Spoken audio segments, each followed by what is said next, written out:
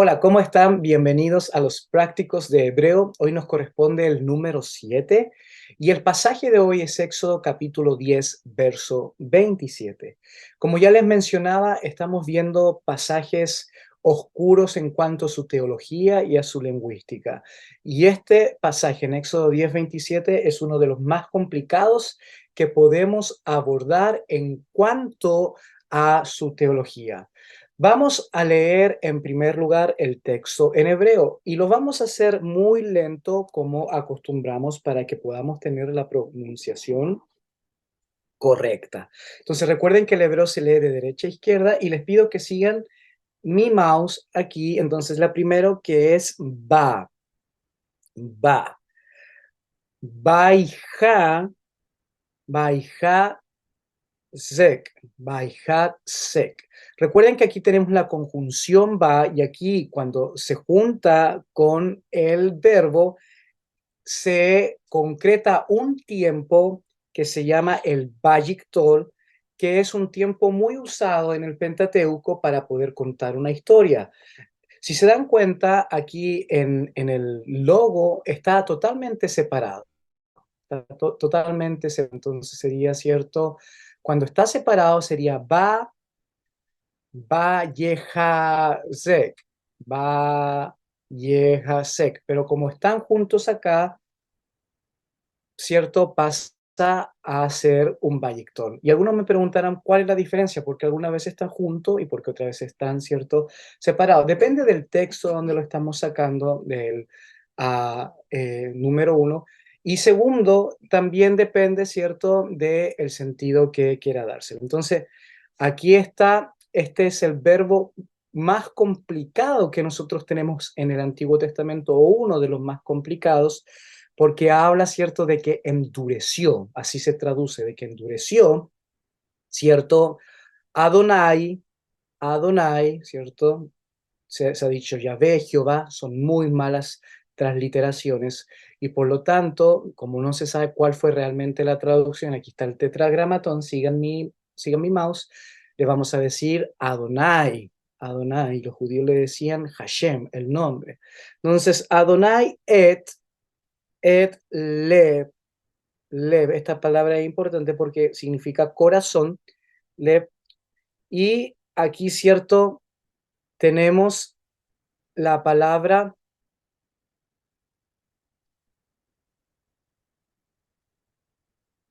la palabra fa, fa,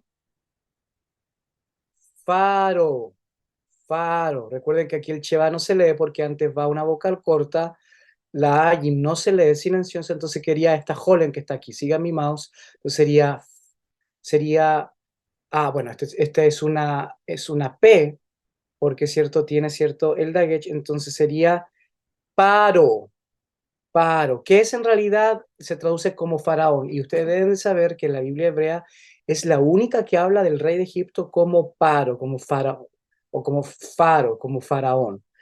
Aquí también seguimos y decimos, cierto, que dice velo, velo, velo, abá, velo, abá. Y aquí le shaleham, que quiere decir, ¿cierto? A que los dejara ir por la terminación. Entonces, esa es la lectura y me gustaría que pudiésemos analizar entonces este verbo. Aquí está, ¿cierto? La transliteración lingüística. Esta es una página en inglés que uso, pero significa, ¿cierto? Que endureció. ¿Endureció qué? Endureció aquí, ¿cierto? Paro o lev paro, lev faro, el corazón de el faraón, del rey de Egipto.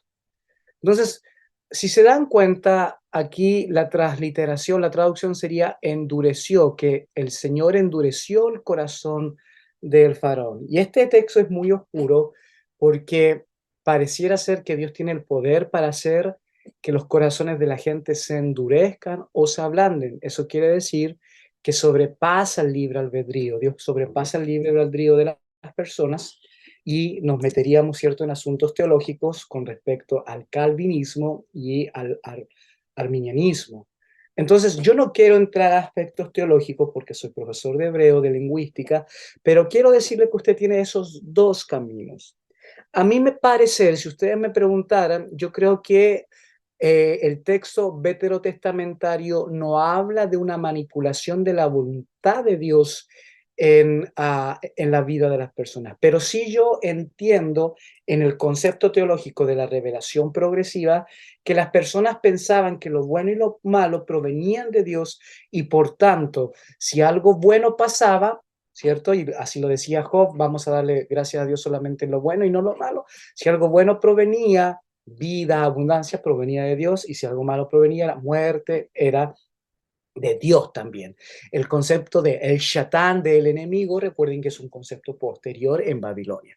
Entonces, como el texto en Éxodo es uno de los textos más antiguos, hay personas que dicen que el Éxodo es uno de los libros más antiguos. Algunos piensan que en realidad es el libro más antiguo del Antiguo Testamento, en escritura, no en cronología de historia redactada en el texto, sino en escritura. Entonces, aquí la teología del bien y el mal no estaba desarrollada, Israel todavía no había encontrado su diálogo interreligioso con el mazdeísmo, el zoroastrismo en persa.